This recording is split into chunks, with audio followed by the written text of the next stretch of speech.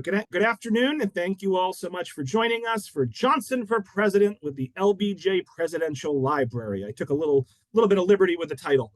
So today we're going to learn about the 1964 presidential campaigns of Barry Goldwater and Lyndon B. Johnson by investigating campaign materials, political advertising, archival materials, and stories from this extraordinarily transformative election. And this is all led by Kameko Jacobs, who's an education specialist at the Lyndon B. Johnson Presidential Library and Museum. So all nearly 75 of us who are watching live and the many more that will watch the recording, let's give a big virtual round of applause to Kameko for joining us this afternoon. And Kameko, you can take it away. Thanks so much. All right. Thank you so much, Robert. This is so fun for me. I'm so excited to see so many of us joining in the chat. I am here in Austin, Texas, where the Lyndon B. Johnson Library is located. I'm an educational specialist there. Before that, I taught high school U.S. history for about 6 years. And today we get to talk about just a fascinating topic, which is the 1964 election. And I know elections are definitely very front of mind for a lot of us. And I think investigating this election will really reveal a lot about where the nation was in that turbulent time, and also we can reflect on where we've come today. A little bit more about me. So I am the education specialist at the library, like I mentioned, where I work with students, where I lead teacher workshops, where we lead groups. So if you ever come to the library, we'd love to have you join us there and tour. We have incredible permanent exhibits. We have incredible temporary exhibits that really explore Johnson's legacy and also a lot more. So definitely encourage y'all to come visit us and just see all the incredible things we have to offer.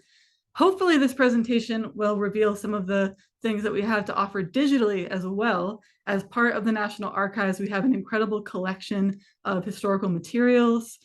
We have over 600 hours of recorded telephone conversations that Lyndon Johnson recorded during his presidency. We have over 50 million pages of documents housed at the library. So I'm going to be showcasing some of those documents that we have at the library today as well. If you did come visit, anyone is free to come do research at our library. So you just have to make an appointment with our research team and you can come do your own research. So highly encourage that as well. I see someone mentioned that they've visited the library before, and I agree, Austin is a great city. Marianne, thank you for saying that.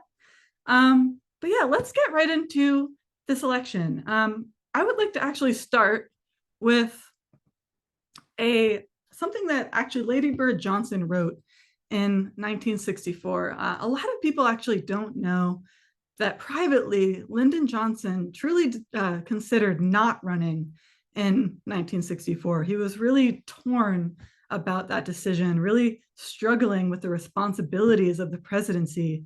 And as he was making this decision, his wife, Lady Bird Johnson, went to Virginia and crafted this pro-con list to basically help him to provide him with some analysis of the pros and cons. She basically says to her husband, listen, you could not run. You could come back to the ranch. But you and I both know that that life would not provide you with the satisfaction that you crave. You have these ambitions that you need to pursue. And so she tells him, my conclusion is stay in the race, realize it's going to be rough. Remember, we worry much in advance about troubles that never happen. Pace yourself within the limits of your personality. And if you lose, it's all settled. They both knew the chances of him losing were pretty small, given his popularity in the lead up to this election. But yeah, he really struggled with it. And in this note, she also says, essentially, when it comes to 1968, that's when you should eventually make that decision not to run. So it kind of foreshadows his later decision not to run. And I know there's been a lot of attention on that decision as of late, given Biden's decision to step down and some of the parallels people have been drawing between those two decisions, especially given all the similarities between Biden and Johnson, their long career in Congress. So I wanted us to actually hear from Johnson about that decision. Like I mentioned, we have all of these recorded telephone conversations that Johnson did while in office. kind of controversial at the time, especially given what happens with Nixon after 1968. But they offer such a good insight into so much of what is going on in the Oval Office and in the country at the time. So this is actually Johnson having this conversation where he says, can't do it. I'm not running. And you can kind of hear in his voice how much he struggled with that decision.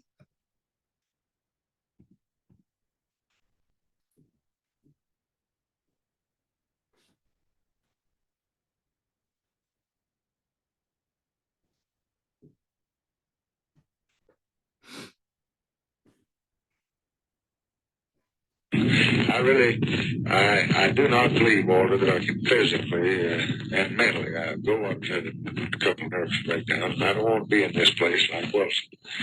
And I do not believe I can physically and mentally carry the responsibilities of the bomb and the world and the Negroes and the South and so on and so forth.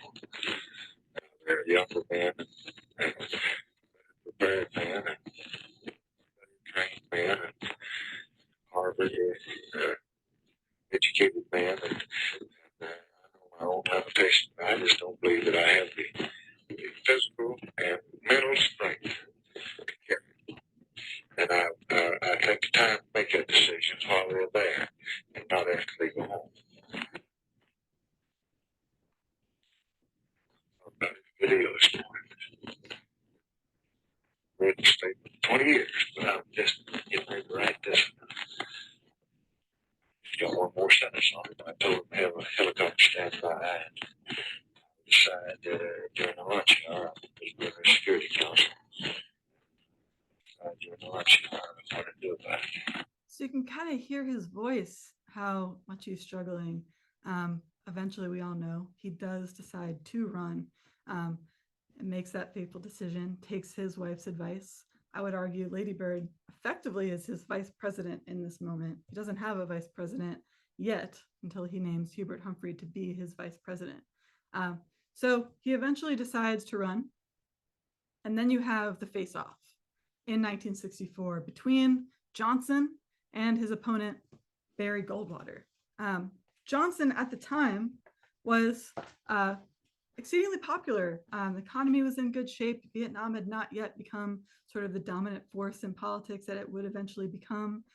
His nomination was effectively a given. He kind of became this consoler in chief in the wake of Kennedy's assassination to help this grieving nation heal from the trauma of that assassination. And he campaigns on essentially continuing Kennedy's legacy. He had already continued Kennedy's legacy with the passage of the Civil Rights Act of 1964, which he sort of uses this assassination to get that momentum needed for that vote. And then he also, in the lead up to this election, declares in his famous speech at the University of Michigan the need for this great society. So he's campaigning this new vision, which is sort of an extension and expansion of the New Deal. On the reverse of that, you had Senator Barry Goldwater, who is one of the very few Republicans who votes against the passage of the Civil Rights Act of 1964, in large part because he knows in order to win, he would have to do that. Not necessarily, he wasn't necessarily a staunch segregationist. He actually voted in favor of abolishing the poll tax and in favor of the earlier Civil Rights Act, but he was didn't mind courting the votes of segregationists, and also, he was a firm believer in states' rights and the Southern states' ability to maintain segregation if they chose to. He was a passionate conservative. He wrote a book called The Conscience of a Conservative, which essentially lays out the groundwork for this ideological belief system. And so that's the matchup, right? You have Johnson versus Goldwater. Very polar opposite in their fundamental beliefs about government. So I wanted to ask y'all, just based on, so these are a number of these materials that we have from this election campaign.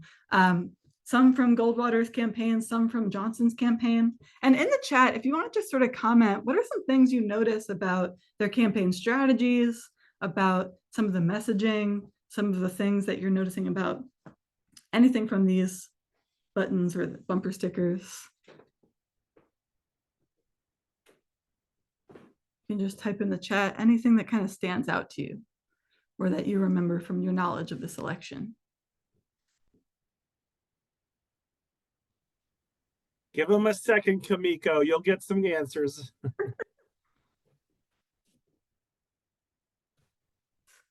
Someone says some things don't change.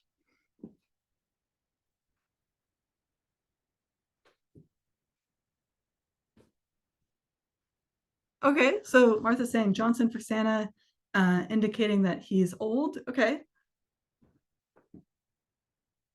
Maybe, although I don't know if they're, I don't know how old they are in terms of comparing the two. In terms of poking at the other party. Okay, so the negative campaign strategy is definitely some use of the negative strategy to try to win. Okay, we see vote anybody but Johnson. What else do we notice? Okay, it's unusual to see a button for the potential first lady. I agree. And I think, like I mentioned, Lady Bird kind of acting as his vice president, she travels throughout the South during this time period to try to sort of salvage some of those Southern votes after the passage of the Civil Rights Act of 1964 in what becomes known as the Whistle Stop Tour. And eventually she is actually encouraged not to by the campaign because they fear for her safety, her physical safety, by traveling throughout the South. But she is definitely key in this campaign. And I agree with you, Christopher. So Johnson for Santa is sort of calling out the sort of notion of government handouts, right? That Goldwater is staunchly against. So he's against sort of these great society programs that he views as like Santa Claus doling out free presents.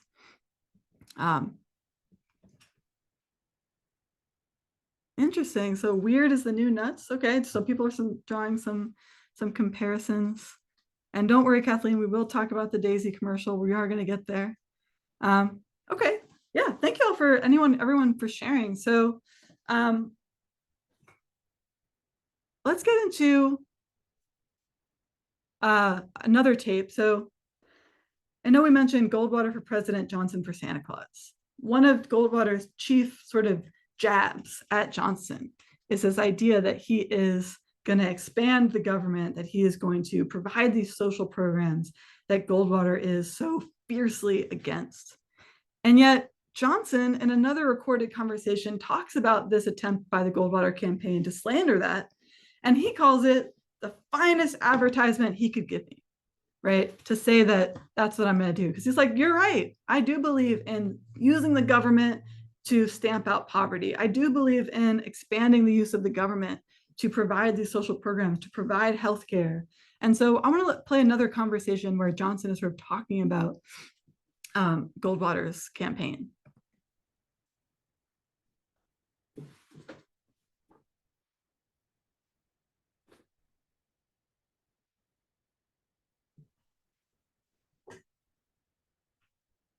But what do you think about Goldwater? How do I answer when he said, out Roosevelt, Roosevelt? I think that's about the finest advertisement he could give me. You could say that. Huh? You could have. I mean, that's wonderful. He said he out Roosevelt, Roosevelt, he out Kennedy, Kennedy, and he made Truman look like a tiger. Well, that's wonderful. Well, how do you think I'll say it?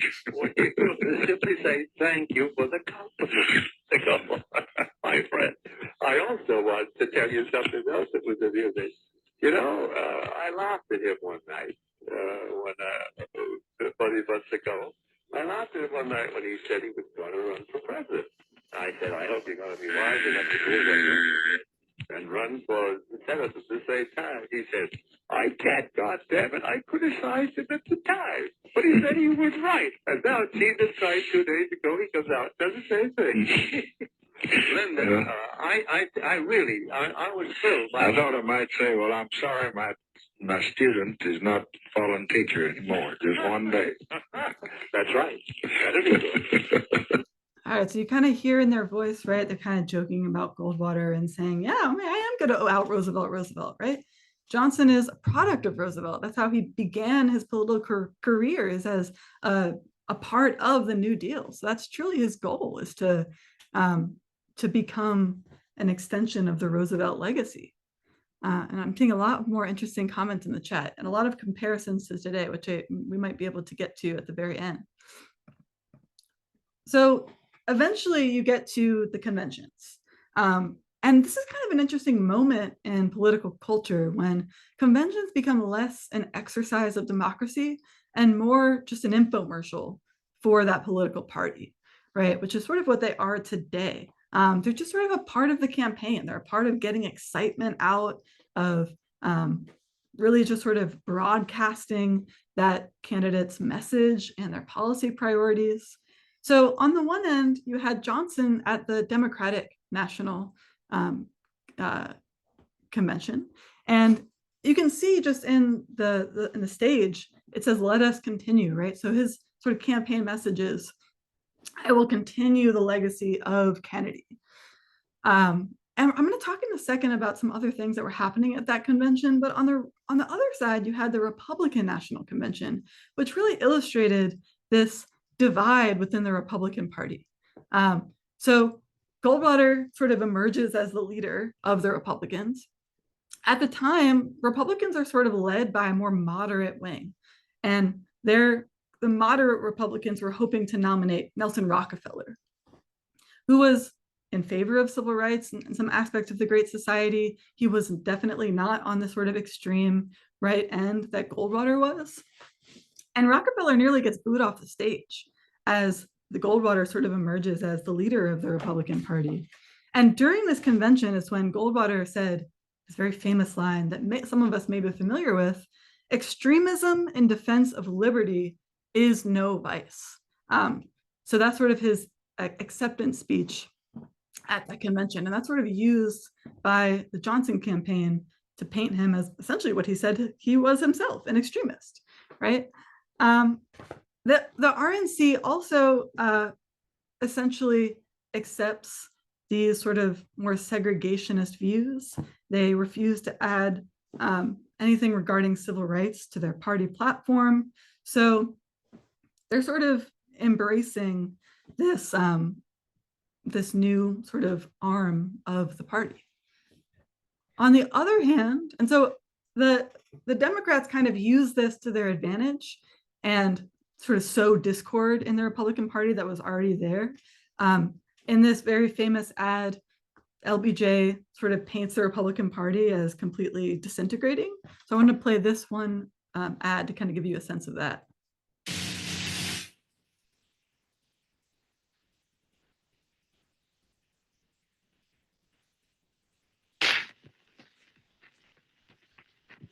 Back in July in San Francisco, the Republicans held a convention. Remember him? He was there. Governor Rockefeller. Before the convention, he said Barry Goldwater's positions can, and I quote, "spell disaster for the party and for the country." For him, Governor Scranton. The day before the convention, he called Goldwaterism a, quote, "crazy quilt collection of absurd and dangerous positions." Or this man, Governor Romney. In June, he said Goldwater's nomination would lead to the, quote, "suicidal destruction of the Republican Party." So, even if you're a Republican with serious doubts about Barry Goldwater, you're in good company. So the moderate wing of the Republican Party really tries to campaign hard to make sure Goldwater is not the nominee. Eventually, he will become the nominee. And you sort of see the Republican Party shift. And we're going to talk a little bit more about that shift at the end as well. At the same time, though, you did see some discord within the Democratic Party. Has anyone seen in the chat, have you heard of the Mississippi Freedom Democratic Party? Have we heard of the Mississippi Freedom Democratic Party? Awesome. Okay, some of us have. Amazing. I feel like it kind of gets lost in the story of the 1964 election. But for those of us who haven't heard of the Mississippi Freedom Democratic Party, so during Freedom Summer of 1964, some of us may be familiar, thousands of activists traveled to the South, and in large part, the attempt is to register Black voters, sort of build civic participation amongst the Black community in the South, where the sort of white supremacist government of the South were sort of making sure that Black people could not participate at any level of government, right? And so this campaign builds and builds in momentum. In the same year, a group of young activists are killed. Michael Schwerner, Andrew Goodman, and James Chaney are killed in what becomes known as Mississippi Burning, which becomes, sort of another clarion call, a sort of a call for people to get more active in this campaign. And they did, you're right, Susan, they did. They registered thousands and thousands of Black voters. It was largely successful. And eventually the decision is made by several within these organizations to create a separate Democratic Party to challenge the sort of white supremacist Democratic Party of Mississippi, and to challenge their seating at the Democratic National Convention, and to demand that they be seated in its stead. And so one of the main leaders of this party and one of the delegates chosen is a woman by the name of Fannie Lou Hamer, who testifies at the Credentials Committee where they're deciding which delegation is going to be given those seats. And it becomes a sort of very famous testimony. Johnson was terrified of that testimony reaching the TV screens across America. And so he actually called an emergency press conference to try to make sure that people didn't see that testimony. But many people did see it. And I want to play a video to kind of, an interesting question, Ava, that wasn't necessarily predominantly women, but there were a lot of women active in the party. So I want to play this video to give you a sense of this incredible moment at the convention that I do think represents some changes happening within the Democratic Party. The seating of the delegation from the Mississippi Freedom Democratic Party has political and moral significance far beyond the borders of Mississippi or the halls of this convention. It is the very terror that these people are living through that is the reason that Negroes aren't voting, that they're kept out of the Democratic Party by the terror of the regular party. And what I want the Credentials Committee to hear is the terror which the regular party uses on the people of Mississippi, which is what Reverend King was explaining, which is what Aaron Henry was explaining, and which is what the next witness will explain, Mrs. Fannie Lou Hamer.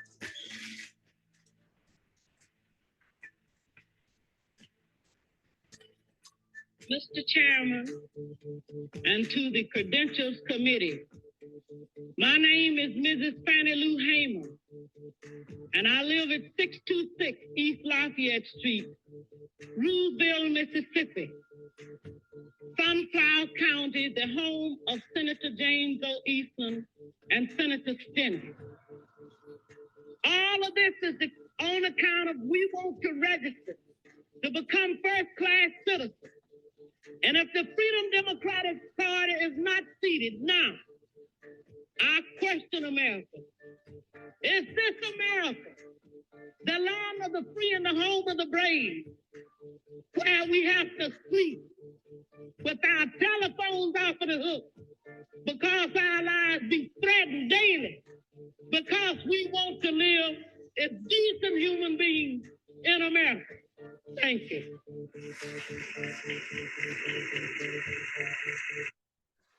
So you can hear just how devastating this testimony was for those who witnessed it, who heard the pain, who could feel how much suffering was happening in the South. Fannie Lou Hamer herself was a sharecropper. She had experienced so much of this violence and brutality, and the testimony was powerful.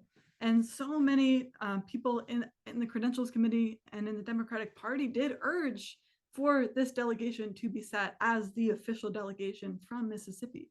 But eventually, the delegation was offered a compromise.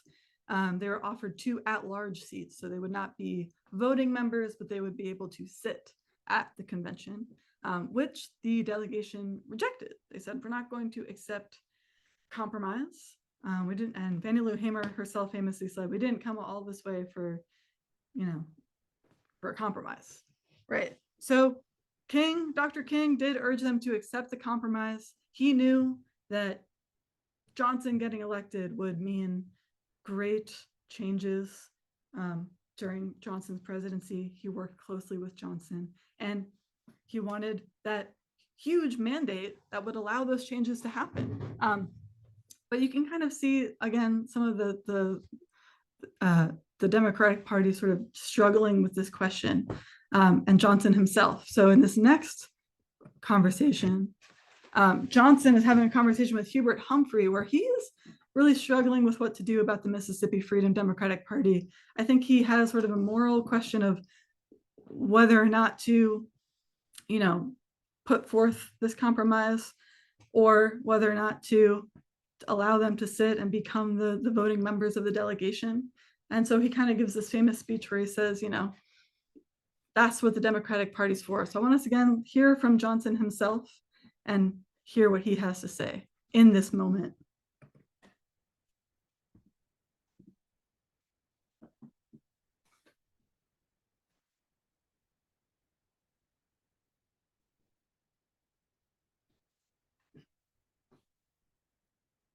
Our party's always been a group that you could come to with any bellyache of injustice, whether it was a pecan shelling plant that paid 4 cents an hour, or sweatshop wages, or whether it was the users' interest rates, or whether it was discrimination to vote, or Ku Klux Klan whipping somebody. And all of these injustices have wound up, and we've symbolized them some way or other in the county or state or national convention for time immemorial, and that's what the Democratic Party's for, and that's why it was born, and that's why it survives, and that's why it thrives and exists. As long as the poor and the downtrodden and the bended know that they can come to us and be heard, and that's what we're doing. We're hearing them. So again, you can make with those words what you will. Eventually, Johnson will win. And in part, he wins with what most people associate with this election, something someone mentioned earlier in the chat. One of the most famous TV advertisements of US history, something that becomes known as the Daisy ad. They actually used an advertising company that was initially hired by the Kennedy campaign. And this advertising company came up with this idea to really attack Goldwater as the sort of extremist for some of the things that he had said about using tactical nuclear weapons in Vietnam, and also just sort of some of his more extreme views about foreign policy. So they said that they sort of took these ideas and kind of skewed them a little bit to sort of capitalize on that fear, those emotions that they can draw from those remarks. I know probably almost all of us have seen this ad, but I did want to play it just to kind of remind us of the contents of that ad. So just to remind us, and then we'll sort of talk about it afterwards. From the Library of Congress in Washington, D.C.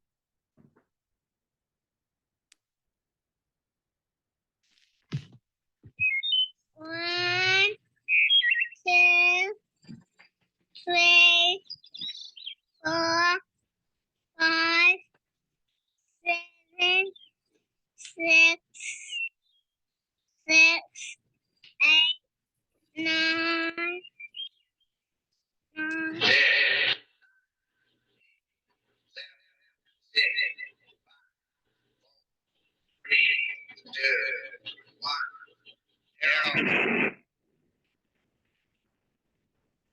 Are the stakes.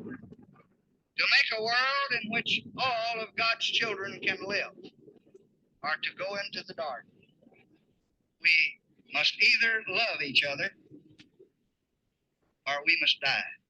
Vote for President Johnson on November 3rd. So some of us may be familiar that this ad actually only aired one time and then was pulled.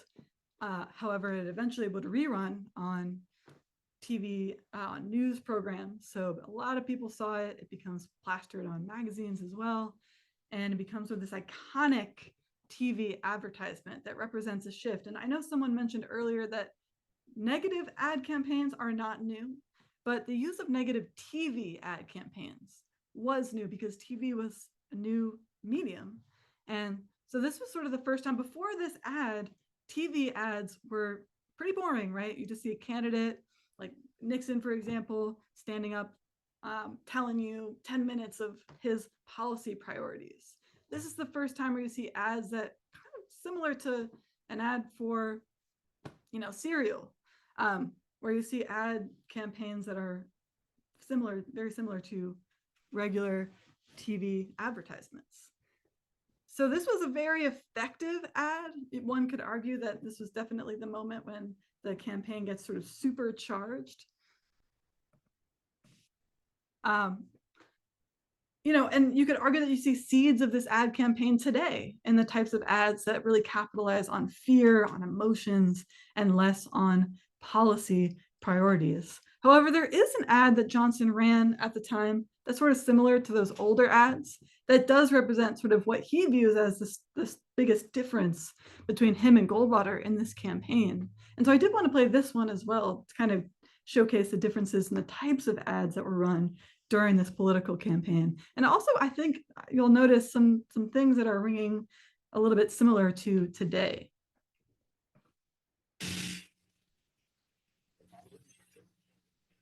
The following is a pre-recorded paid political broadcast sponsored by the Democratic National Committee on behalf of President Johnson's candidacy for the office of president. Ladies and gentlemen, the President of the United States. My fellow Americans, we have had many hard-fought presidential campaigns, but there has almost always been a broad area of agreement about the basic principles of American government and about the basic goals of the American nation. That is not so this year. This year it is a decision whether we will move ahead, building on the solid structure that we have created over a generation, or whether we will tear down this structure and move in a radically different and, I believe, a deeply dangerous direction. I would like to discuss this choice as it affects older Americans and all those who have relatives approaching retirement. Over 30 years, we have shaped a simple philosophy. Those who have given a lifetime of labor to their country, who have fought its wars and built its strength, are entitled to live out their years in happiness and dignity. Our basic instrument has been the Social Security system. This system was born under President Roosevelt. It was preserved and strengthened by President Truman and President Eisenhower and President Kennedy. Sometimes they had different views on different proposals, but neither they nor their opponents ever wanted to abandon the system. So I think what Johnson's really getting at here is sort of this abandonment of what some historians call this liberal consensus, that it's okay to use the government to benefit, to help those who are disadvantaged, to uplift those who need uplifting. And Goldwater sort of represents an abandonment of that entire philosophy, which I think you can kind of see later on with the growth of this sort of much more ideologically conservative Republican Party eventually. And I think, Christopher, you might be right. LBJ's opening words could maybe easily have been said by Kamala Harris in 2024. So who won the election? Johnson won in one of the biggest landslides with 61% of the popular vote and 90% of the electoral college. So one of the biggest landslides, clear victory across all demographics. huge mandate for Johnson, which is truly what he wanted. He knew he was going to win this election, and Goldwater pretty much knew he was going to lose. But what Johnson wanted was a mandate, because he had plans, right? He had great society programs lined up and waiting to get passed. And he needed a Congress that could get that done. And he got one, right? So in large part, it was this election that allowed for the Great Society, that allowed for that 89th Congress that passes so many of those laws that we still see today, right? The Voting Rights Act, so important today. Medicare, right? So important today. So all of that really is because of this mandate offered him by this 1964 election. But there's other things that we can kind of get out of the results of this election. If we can see in the South, right, it's not a region that had been solidly Democratic, right, the solid South, turned out for Goldwater. And you could argue that that is in large part because of that one vote, that vote against the Civil Rights Act of 1964.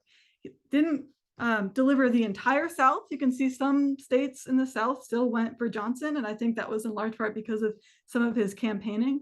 But a lot of the solid South turned out for Goldwater, and also that state he's from, Arizona, where he is a popular senator. So I kind of wanted to end, I know when I taught high school, I always ended class or began class with a song. I think it's a useful way to sort of process what was going on in that moment. One of the most popular songs in 1964, the year we're discussing, was a song I'm sure all of us are familiar with, "The Times They Are Changing" by Bob Dylan.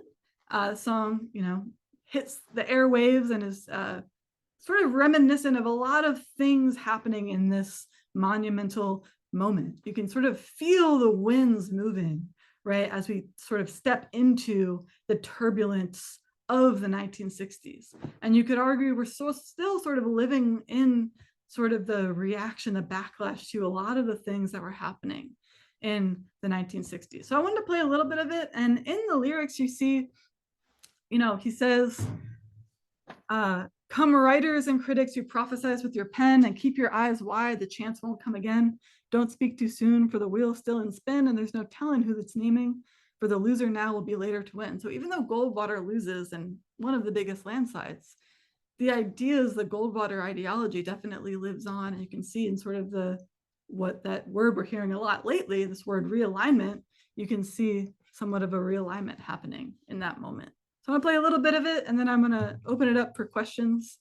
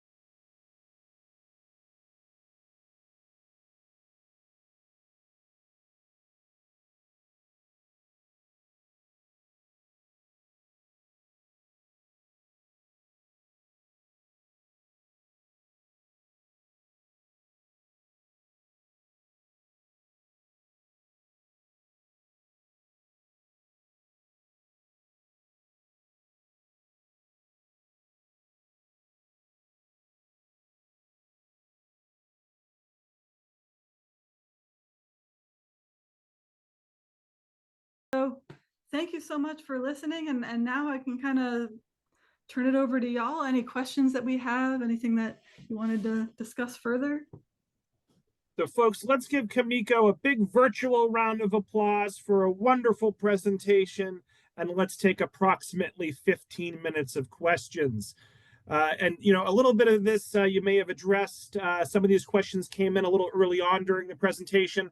An anonymous attendee asks, were there any other Democrats considering a run in 1964, either anticipating LBJ not running or to challenge him even if he did? I'm sure Robert Kennedy was considering things. I know he wanted to be his vice president at the time. I actually don't think so. I think Johnson was the presumed nominee. But that's a good question and something I can do a little bit more digging about. So I'm not sure. I know, in 68, there were definitely some people vying for that nomination. I don't think the same was happening in 1964. So on the flip side here, another anonymous attendee asks, how soon was it known that Goldwater would be the GOP candidate?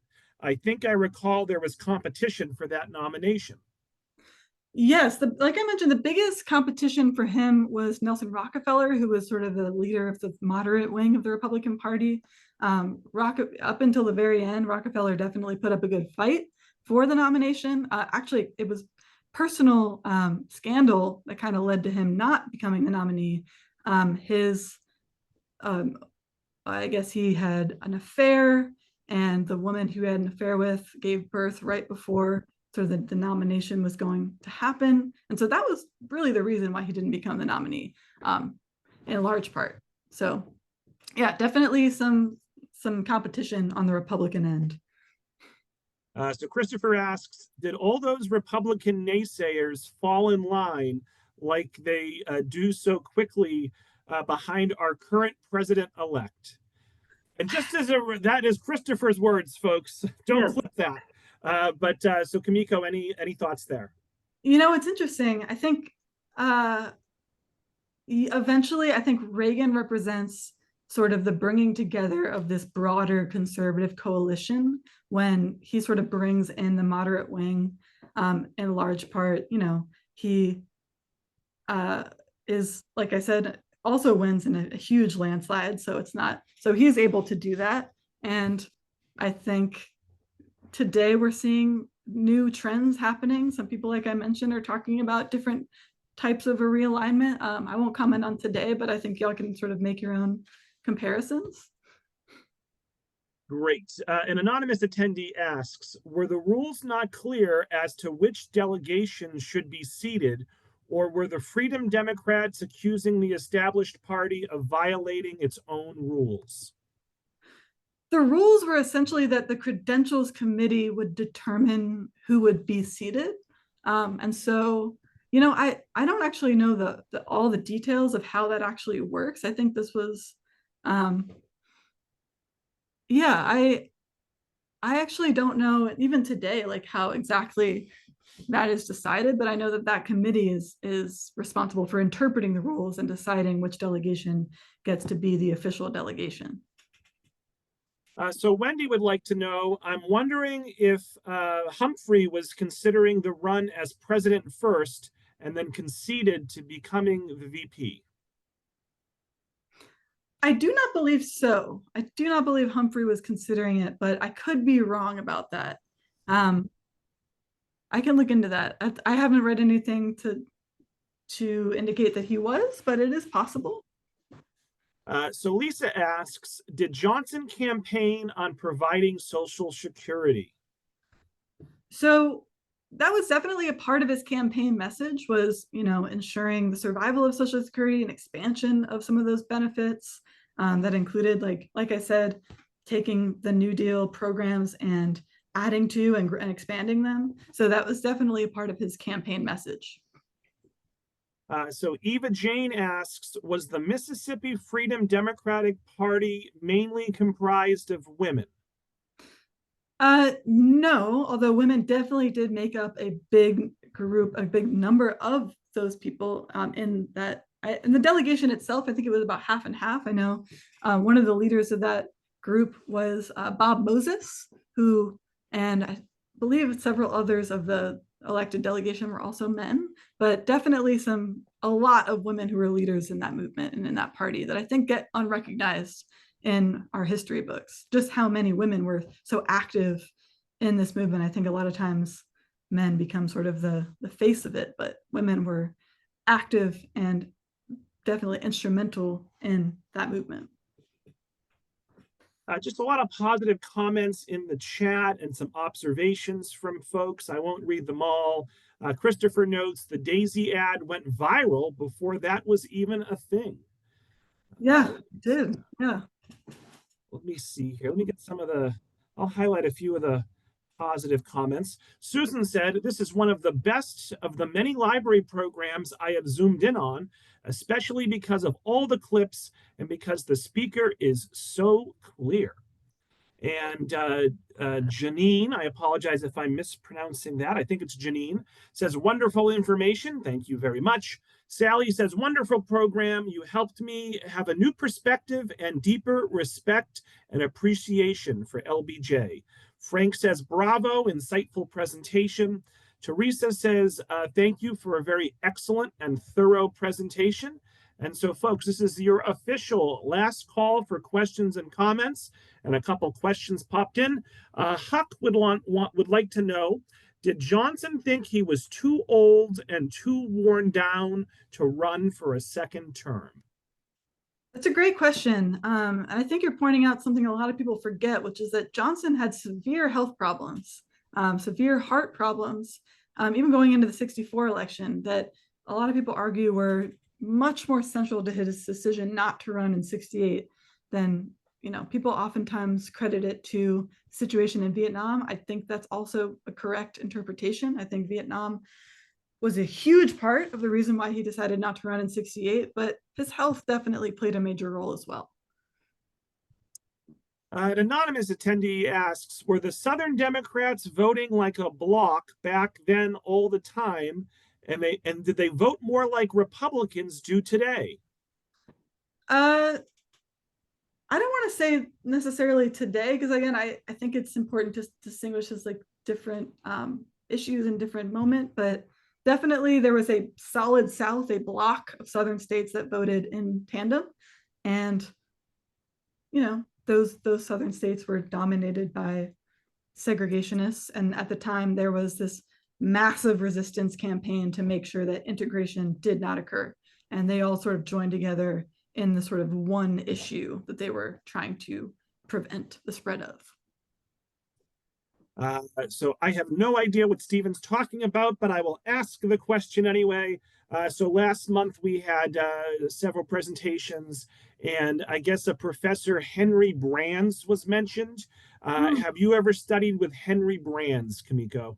Yes, H.W. Brands. Yeah, he is at UT Austin, and he is a regular contributor to a lot of programs here. He's great. He's a fantastic speaker. If you've never seen him, he just kind of, the way he talks about history, I could just listen to him talk for hours. So he's great. I'm glad you knew what that was, Kameko. Excellent. Okay, I didn't get the reference. Great author. Yeah, I agree. So Leslie says, "Thank you for an excellent presentation. I loved the musical edition to connect to the times." Diane says, "Thank you for all this information. I had no idea Johnson had been so ambivalent about running." Christopher notes that LBJ likely would not have survived the term as he was declining, and he died only a couple of days after it would have ended. You're right. Yeah, he died, I think, exactly a month after Nixon stepped out. So probably wouldn't have survived it. You're right about that. Yeah. And Christopher also puts a plug in for Brands. Says he's also a great author. All right, and every time I think we're done, more questions pop up. That's great. An anonymous attendee says, "It was interesting that Johnson wanted to defer to younger, quote unquote, smarter men. He was always portrayed as a strong-willed individual." Any comments, Kameko? Yeah, I think Johnson always sort of had a little bit of a chip on his shoulder about sort of maybe where he had gone to school and sort of being in sort of the arena with all these sort of Ivy League educated people. He definitely was ambitious. He was one of the most skilled politicians I think we've ever had in our history.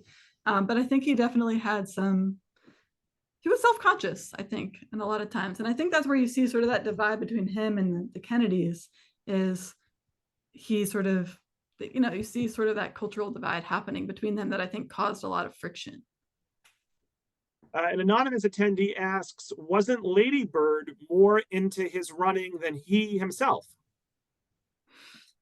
I would argue no. I think she definitely at first was very hesitant about his career in politics. I think she was, she was an adventurous soul who would, I think, love to have just traveled and explored the world. I think she, I don't know that she was necessarily a big fan early on. Maybe eventually she sort of got on board and I think was very involved in his campaign. You can hear in the tapes when she's on the phone with him, she's definitely very critical and very involved in his political career eventually. But I think it took her some time. So Barbara notes in the chat that she has visited the LBJ library, and she most appreciated learning about Lady Bird while there. And Barbara wants to know, Kameko, will you do a program for us on Lady Bird?